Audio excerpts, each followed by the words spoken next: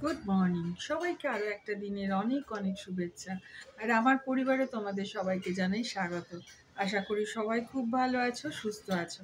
আজকে হচ্ছে সানডে, তাই একটু গড়িমসি করে সকাল থেকে চলছে।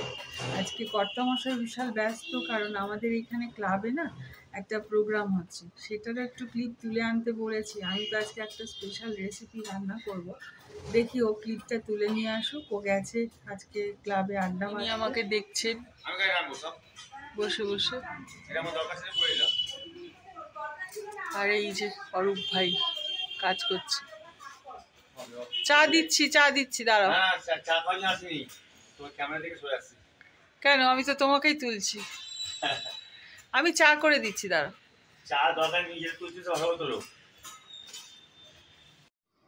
এই যে আজকে আমাদের দুপুরবেলার লাঞ্চ মেনুতে রয়েছে মাটনের লাল লাল ঝোল। তারই জন্য জোগাড় যন্ত্রপাতি করে নিয়েছি। 4টে বড় বড় আলু, 2টো টমেটো, 3টে পেঁয়াজ, আর একটু বড় করে নিয়েছি আদা, কয়েকটা রসুন কুচি, আর শুকনো লঙ্কা, তেজপাতা, একটু গরম মশলা, এগুলো তো আছেই। ওইদিকে একটু গুঁড়ো মশলার মধ্যে একটু ধনে গুঁড়ো, হলুদ গুঁড়ো আর 2 রকমের লঙ্কার গুঁড়ো নিয়েছি। একটা একটু লাল রং হওয়ার জন্য কাশ্মীরি রেড চিলি পাউডার, আর একটা একটু তিখা লাল পাউডার। এখন এই মাটন রান্না যখনই করতে যাই, তখনই ভীষণ ছোটোবেলার দিনগুলোর কথা মনে পড়ে যায়। তখন আমাদের সময় না রবিবার মানেই ছিল মাটনের এই রকম ঝোল। মাটনের কোনো দিন কষা, কোনো দিন ঝোল। রবিবার মানেই ছিল মাটন। চিকেনের সেই রকম রীতি খুব কম ছিল, মানে চিকেন আমাদের বাড়িতে সেরকম আসতোই না। যখন আমরা অনেকটা বড়, মানে 11-12 কি তারও বড় হবে, তখন সেইখানে ব্রয়লারের থেকেও বেশি চলতো দেশি মুরগির ঝোল। সেইটাও বিশাল টেস্টি হতো, জানো তো। কিন্তু এখন সেই রকম টেস্ট আর পাই না। আর আমাদেরও শিলিগুড়িতে যখন আমরা মাটন খেতাম, তখন যেই গন্ধটা পেতাম, সেই গন্ধের খোঁজে আজও মনটা যেন আকুল পাকুল করে। কিন্তু এখানে যে মাটনগুলো পাওয়া যায়, সেইগুলো একদমই রেওয়াজি। সেই জন্য যাই হোক, যা পাওয়া যায় মন্দের ভালো। আজকে তাই জন্য মাটন অনেক দিন বাদে আনা হয়েছে, কারণ এই তো পরপর যাচ্ছে এক একটা করে দিন। একটা ভ্যালেন্টাইন্স ডে, সেই দিনই ছিল আমার কর্তামশাইয়ের জন্মদিনও। তো সেই দিন তো একটু বিরিয়ানি খাওয়া হয়েছে, তাই মাটনটা আমার তরফ থেকে আনা হয়েছিল। সেই দিন আর করিনি, আজকে রোববার, তাই জন্য মাটন রান্না করছি। আজকাল কেন জানি না মনে হয় যে শিলপাটায় বেটে রান্না করলে না রান্নার টেস্টটা খুব ভালো লাগে। তাই একটু শিলপাটাতেই বেটে নিচ্ছি তরিজুত করে, কারণ মাটনটা তো সব সময় আসে না। এখন মাটনটা আমাদের খুব রেয়ার আসে। এমনিতে মাটন খুবই স্বাস্থ্যকর, কারণ তোমার প্রোটিন, আয়রন সব কিছু রয়েছে, কিন্তু সেই সঙ্গে মাটন আবার নিষেধও করে দেয়, রেড মিট না। তাই জন্য সবাই ডাক্তাররা যদি বলো তো মাটন খেতে একটু কমই বলে। সেই জন্য মাটনটা আসেও খুব কম। আর মাটন তো এখন একদম সোনার দরে বিক্রি হয়। সেই জন্য সবসময় মাটন যদি ধরো এত সবজন লোক খাওয়া যায়, তখন একটু বেশি পড়ে যায়। তাই জন্য মাটনটা খুবই কম খাওয়া হয়। আমি দেখো পেঁয়াজটা একটু গরম মশলা, তেজপাতা ফোড়ন দিয়ে, শুকনো লঙ্কা ফোড়ন দিয়ে, পেঁয়াজটাকে একটু ভেজে নিয়ে বাটা মশলাটা দিয়ে দিলাম। তারপরে দিয়ে দিলাম টমেটো কুচিগুলো।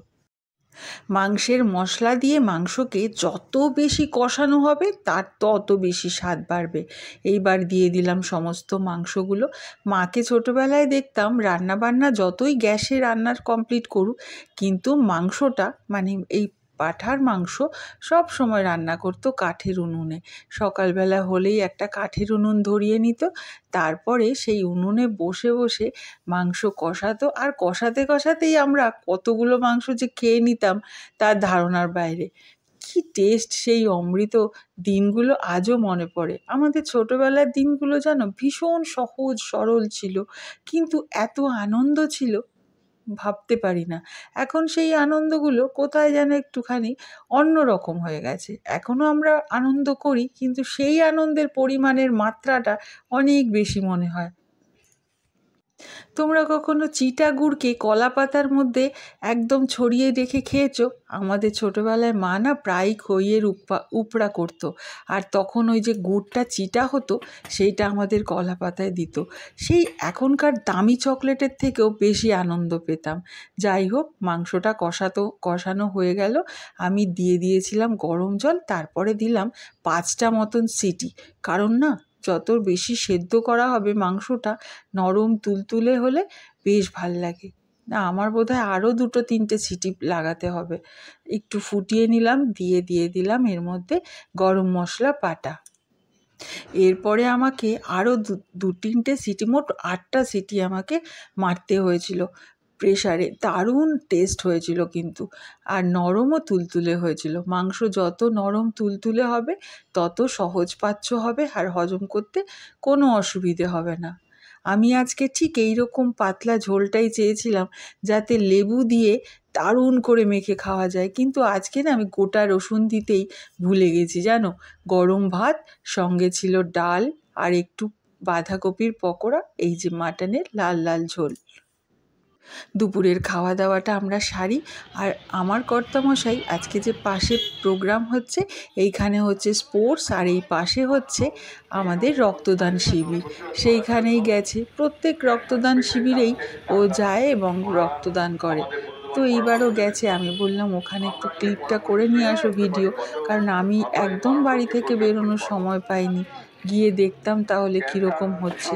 এইখানে সমস্ত ডাক্তাররা এসে স্বাস্থ্য চেক আপ করা হচ্ছে, প্রেশার মাপা হচ্ছে, সুগার টেস্ট হচ্ছে, তারপরে গাইনোর প্রবলেম যদি থাকে সেইগুলোও দেখানো হয়েছে। আমাদের এই ক্লাবটা না সমস্ত মানে নানা রকমের সমাজসেবামূলক কাজে নিয়োজিত থাকে, বেশ ভাল লাগে। এরা কত রকমের প্রোগ্রাম করে। এই যে দেখো, এই কর্তামশাই এসেছে, আর এই পাশে সবাই ডাক্তাররা বসেছে।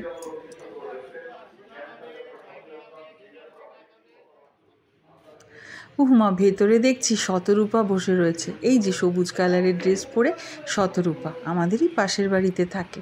ও বোধহয় স্বাস্থ্য পরীক্ষা করতে এসেছে।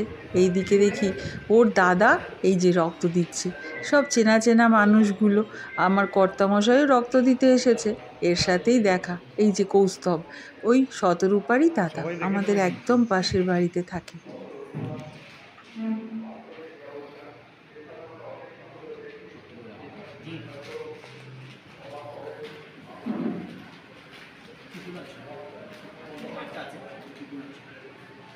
আমি আমার সারা জীবনের অভিজ্ঞতায় একবারই রক্তদান করেছিলাম, তাও ওই গত 3-4 বছর আগেই হবে।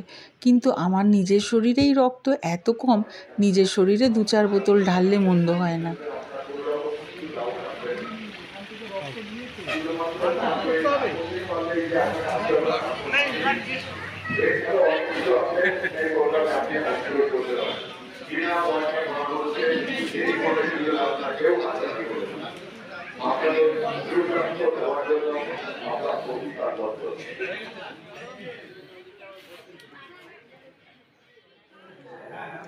এই যে এইবার এনার পালা, ইনিও শুয়েছেন।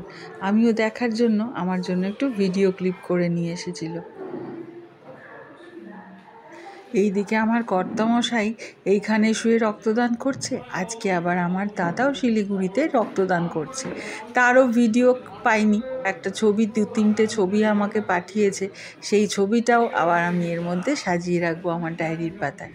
কারণ কি বলো তো, এটা সত্যিই রক্তদান করা খুবই ভালো একটা জিনিস, যদি সেটা সঠিক সময়ে সঠিক লোকের হাতে পড়ে। কারণ বিপদগ্রস্ত মানুষের কাছে এই এক ফোঁটা রক্ত যে কত মূল্যবান তার ধারণা নেই।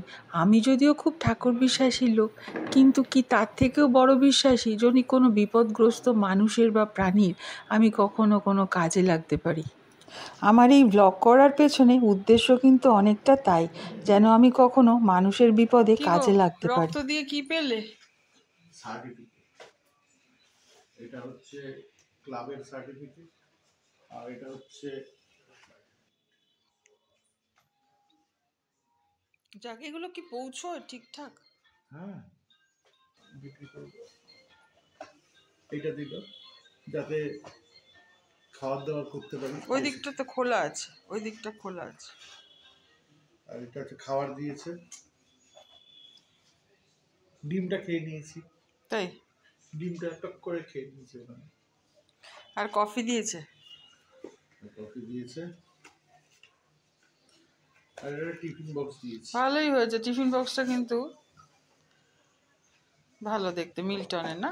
মিল্টনের দিয়েছে।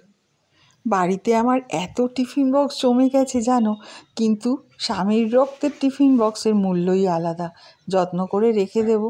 যাই হোক, আজকের ব্লগটা এখানেই শেষ করি। শেষে দেখো আমার দাদাও কিভাবে রক্ত দিচ্ছে। আর এই যে ওষুধ, আমার আজকে এগুলো চলছে। যারা শেষ পর্যন্ত আমার ব্লগটা দেখলে তাদের জন্য রইল অসংখ্য ধন্যবাদ ও ভালোবাসা। প্লিজ একটা লাইক দিয়ে কমেন্ট করে যেও, আর নিজেদের অনেক খেয়াল রেখো, সুস্থ থেকো। আবার তোমাদের সাথে দেখা হবে আমার পরের একটা ব্লগে। ততক্ষণের জন্য বাই বাই।